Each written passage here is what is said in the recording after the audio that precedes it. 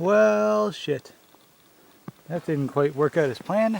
So it's winter. If you can't tell already, my first time up here in about 6 weeks. We had like 6 weeks of rain, and then it was Christmas, and then now that's where we are. We're here. We're all together. We're here. Shelter's down. Everything's covered in snow.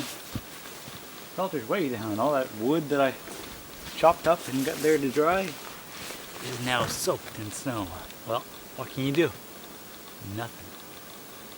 So might as well get it set back up, or try to, without ripping the tarp. Clean some snow off first. See what we got.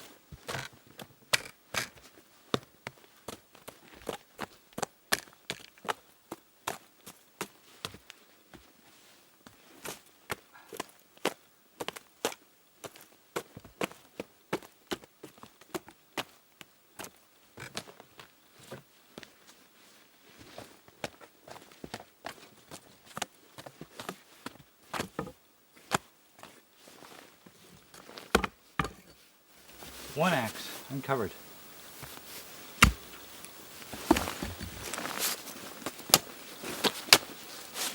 Two axes uncovered.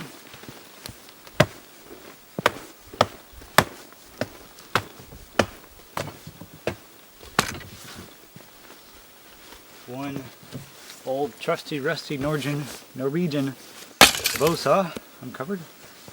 It was made in Norway, right? One folding saw uncovered.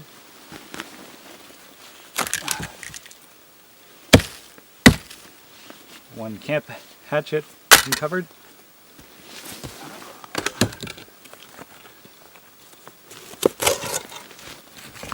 One frying pan uncovered.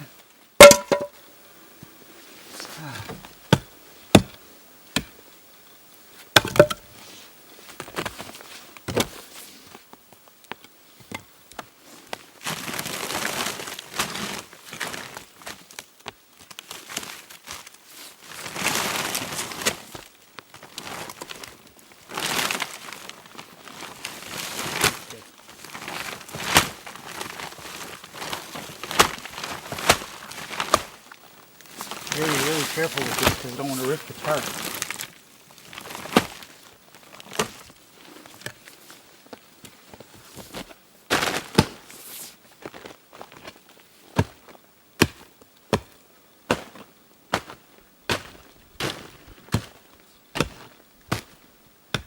It's pretty solid there. And here we have my snow pit, fire pit.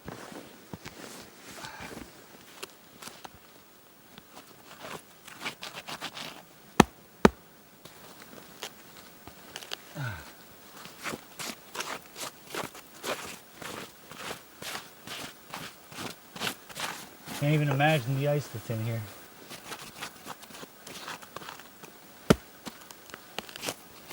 Because it rained, like I said, for 6 weekends in a row. I wasn't able to get up here. And then it filled up with water and then it froze. So that's what we're dealing with. I guess I don't know what I expected with all that wind. The wind literally blew the barbecue off the deck at home.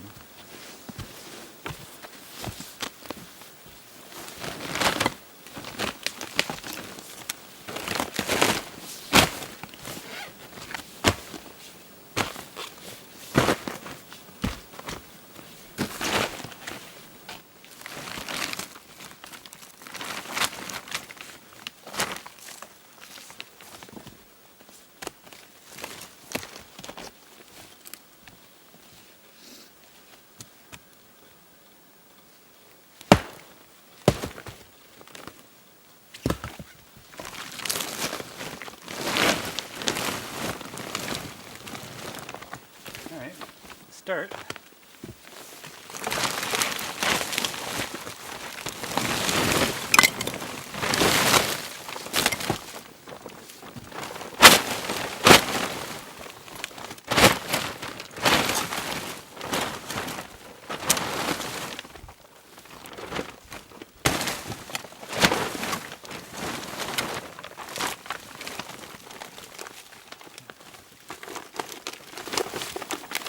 take this kind of view.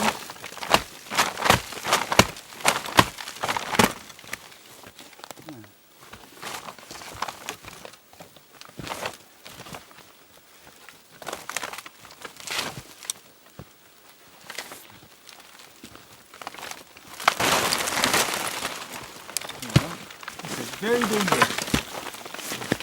Because last night we had more freezing rain. And so, this is what happens.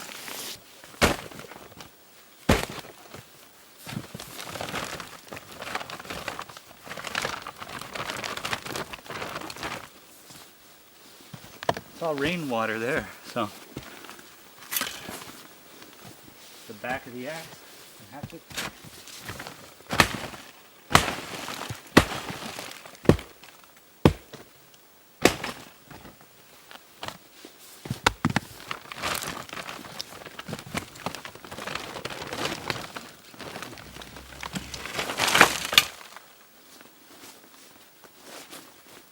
Let's think about this.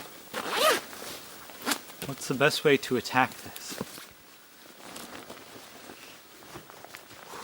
This is the condition of my fire seal. But does it still spark? Let's thaw it out and find out.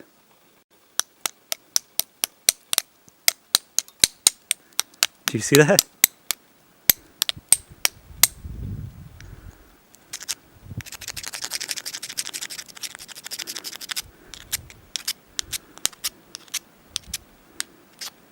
Is that picking it up?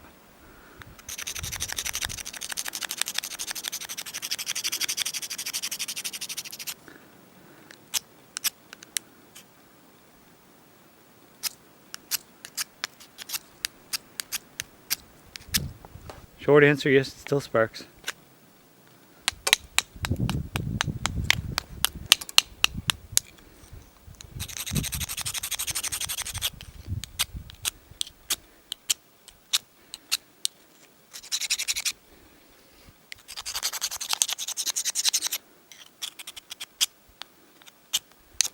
Now, I had an idea. I was curious to see, so I went to Canadian Tire and I picked up some Coleman Firestarters. And so what I'd like to do is a light one and see how long they burn for. They're just these things, Coleman Firestarters, quantity 12. They're like $5, so that's what they look like. Let's open one up. They come in 6, I guess. 1, 2, 3, 4, 5, 6. So let's break one of them off.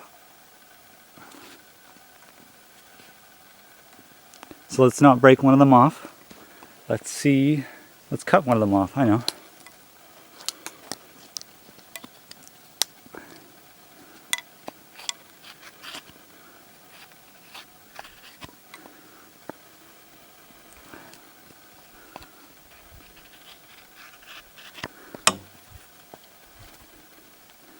How are you supposed to even separate these?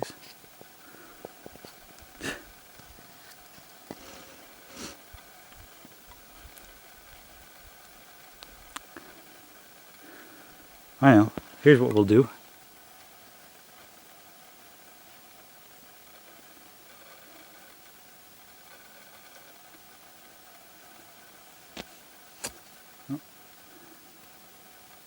Because they're supposed to light even when wet. Okay, here's one.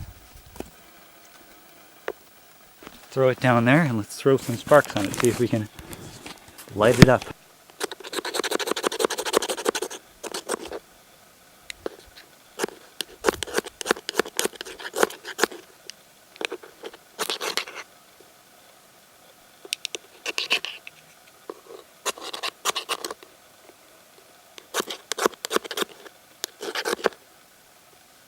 So far now. Okay, what if we...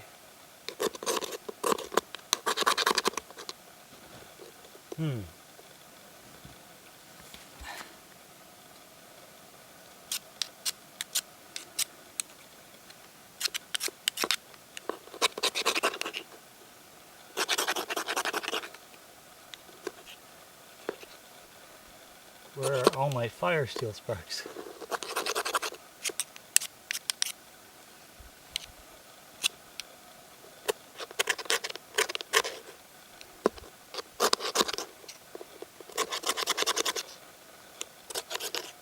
Nope. Well, when that fails, there's always matches. That's why you always carry 2 or 3 backups. So what if your matches don't have a striker? Well, good thing you have a fire steel. Let's see if this will work.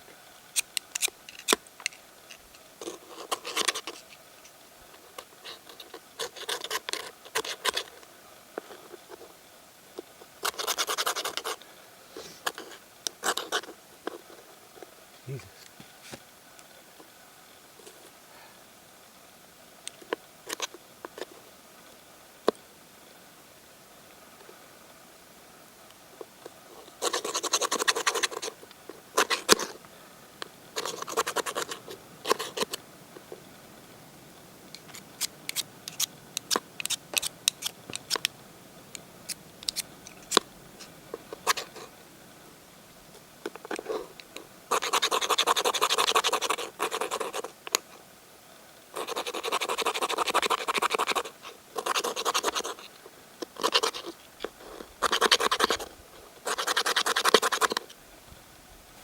So my fire steel is done. Well, that's why you carry a backup. I know I have a lighter somewhere. Now, just so we can still technically light it with a match, let's do this.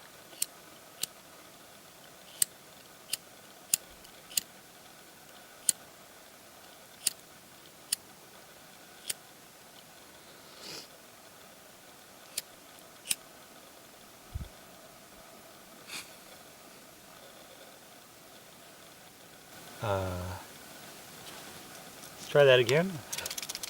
The dry match.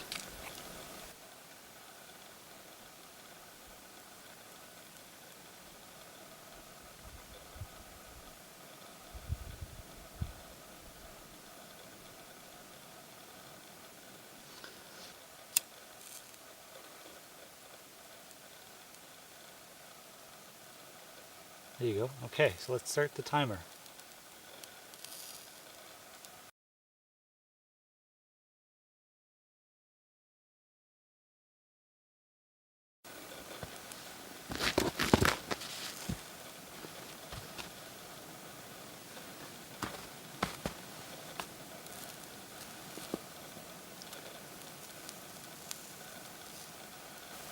Can you use fire starters to light other fire starters if they're wet?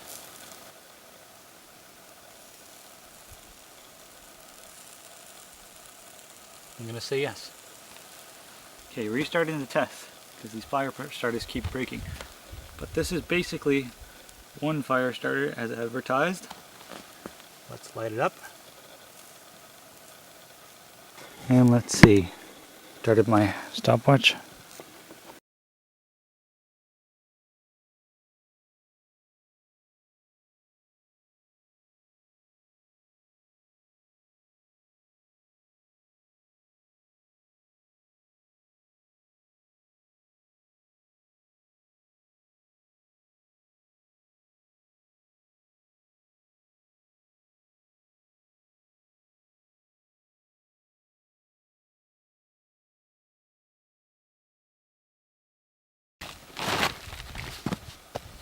I'd say it's basically out now.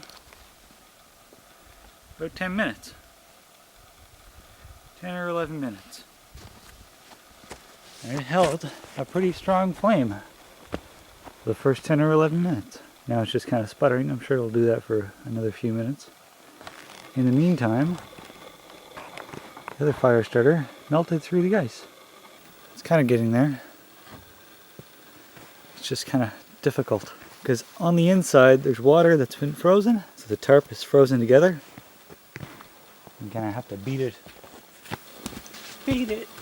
Just beat it!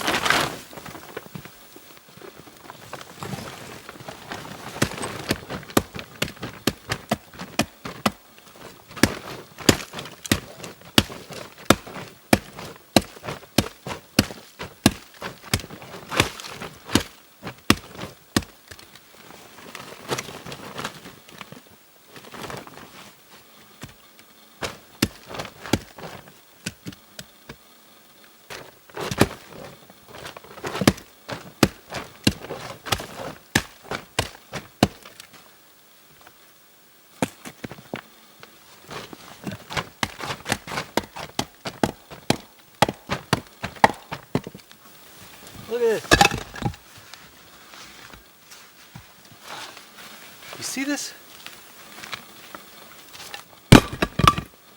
This is what I'm dealing with.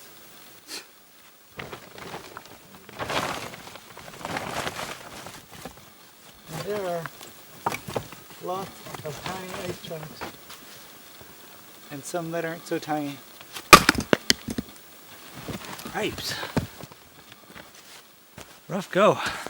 Right back there, that log, this one, follow it back, that's frozen, and that's frozen the tarp folded over to itself and the other logs. But I can't get it up high enough so I can get enough leverage to get a couple of good whacks at it and dislodge it. And that's not, these, all 4 logs are frozen together. It's like a mantelpiece.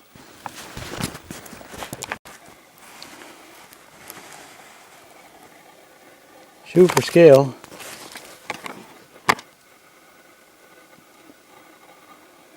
So today's pretty warm, it's like -4, but how do I always plan on staying warm in the coldest of days? Well, I've got these things, which are military surplus winter gloves.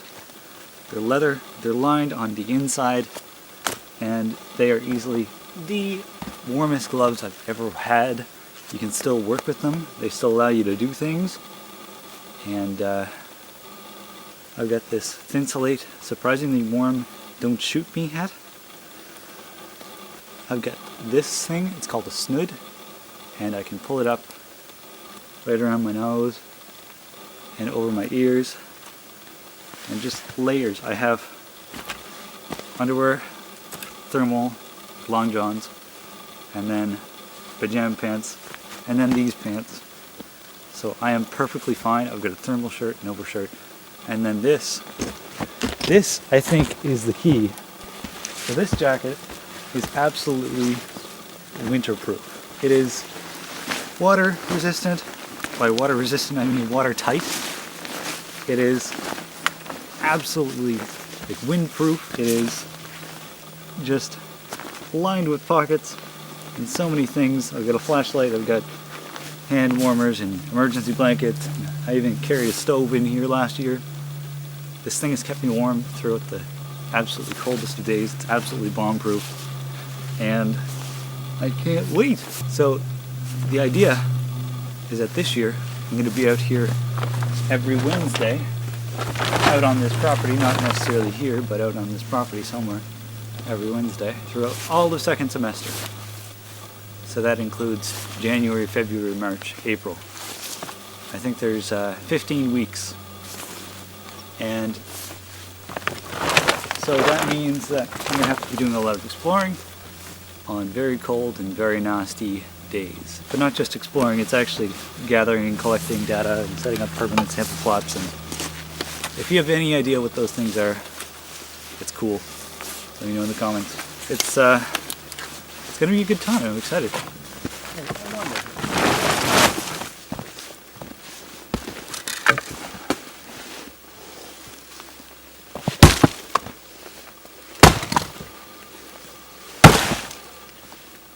There we go.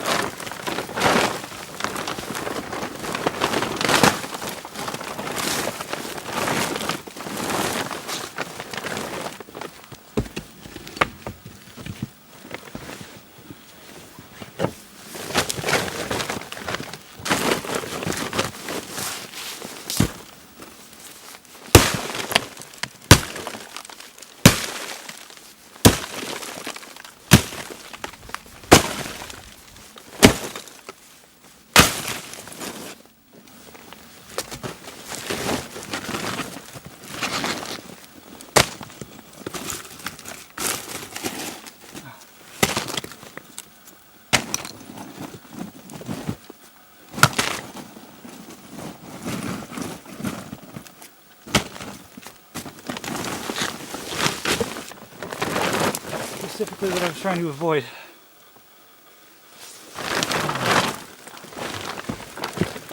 See that little rip? That's specifically what I was trying to avoid, that little rip. If only I'd used steel nylon like the real bushcrafters.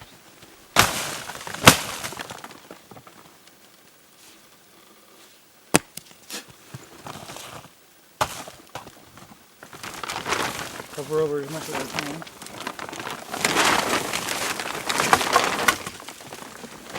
See about keeping it covered.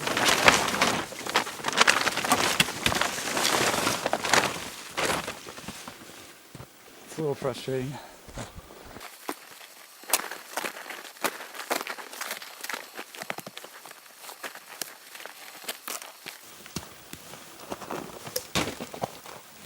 We build an igloo out of this.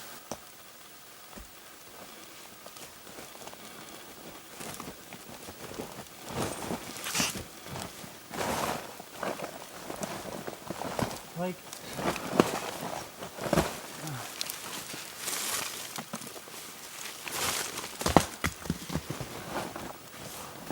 there's so much ice.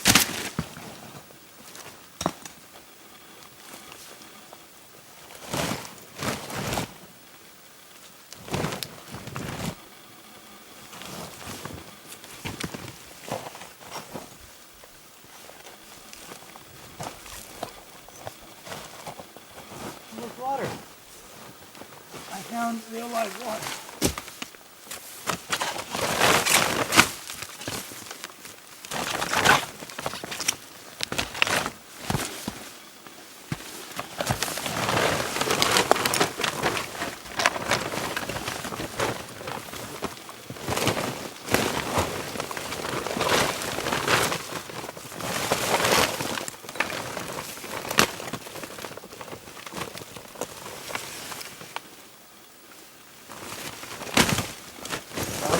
Heavier, you're covered.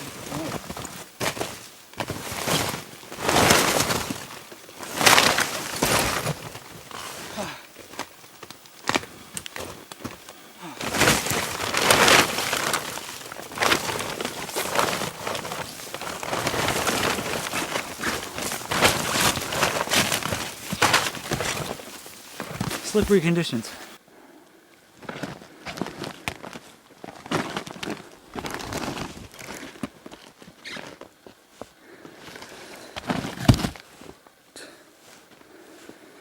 And this is what I'm trying to clear now. It's all this ice.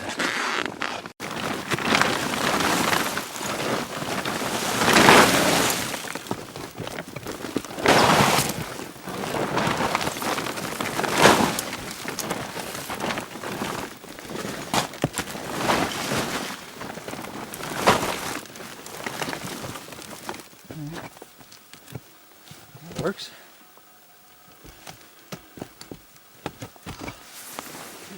So much ice.